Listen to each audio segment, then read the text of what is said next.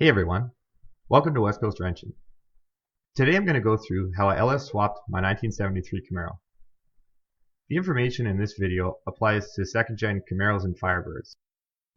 Take a note that all the LS engines are going to mount the same, regardless of if you have a 4.8 or a 6.2. For motor mounts, I used Hooker part number 12512. These mounts worked really well for me and I'm happy with them. They have a lot of firewall clearance, which is good. And if you have a 75 or later car, you obviously have to get the 75 to 81 part number. Installing the mounts is easy. Using the supplied template, you drill a few holes, and then you can install a standard GM clamshell mount. You can go to any auto parts store, and they should be able to sell you the clamshell mount. For my install, I opted to use polyurethane insert in the mount for some extra stability. My pan is from a 4th gen F-body.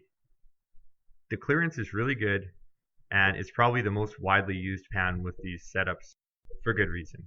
The fit is perfect. The headers on my car are actually from a 4th gen LS1 Camaro. Believe it or not, all you have to do is cut and re-angle the driver's side collector, and that's it. I was really impressed with how well they fit.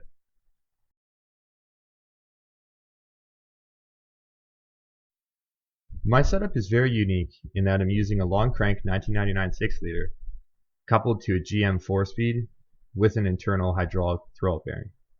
How I made this work was by getting a McLeod billet steel flywheel designed specifically for the long crank 6-liter. My clutch is a standard McLeod Super Street Extreme fine spline that you would use on a small block Chevy. The transmission itself is a T10 from a stock car, and it's just spaced off of the bell housing by a 1/4 inch, and that 1/4 inch spacer allows the hydraulic throw-up bearing to have the appropriate clearances inside. Because I've spaced the transmission back a 1/4 inch, that also means that I had to get an extended pilot bushing to make sure that the input shaft of the transmission sits properly in the flywheel. After all this, believe it or not, I'm still using the stock transmission mount. I had to re-drill the holes in the mount, but that was a piece of cake.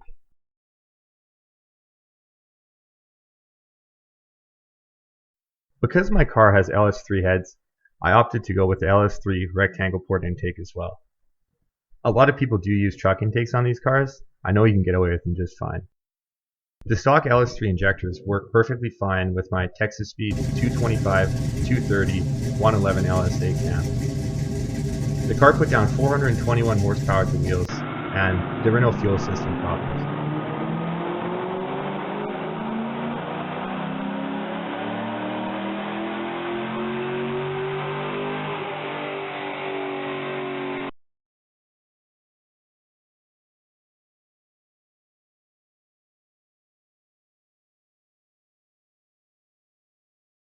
My fuel tank is a Spectra unit, and it's essentially just a stock GM tank with EFI bucket welded into it. For fuel pressure and regulation, I use the C5 Corvette fuel filter pressure regulator assembly. How this works is you run 2 lines to it, one feed line from the fuel pump and one return to the tank, and out of the outlet, you just run that line straight into your fuel rail, and you've got a pretty well regulated fuel pressure source.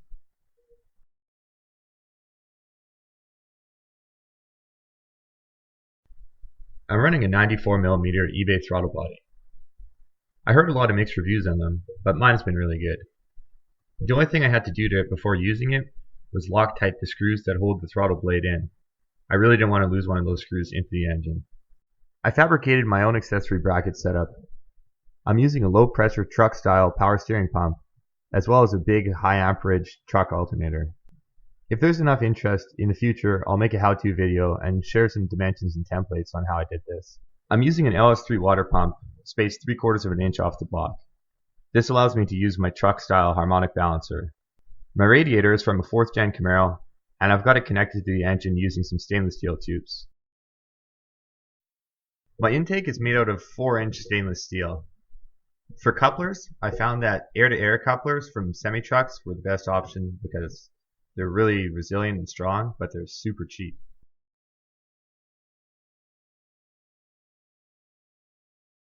Because I'm using a manual transmission, I opted to go with the Microsquirt standalone. This standalone is probably my favorite part about this build. They're only about 400 bucks, they're super powerful, and they teach you so much about EFI. I've done a couple of these now, and I'm making a how-to video right now on how to build a harness and install one.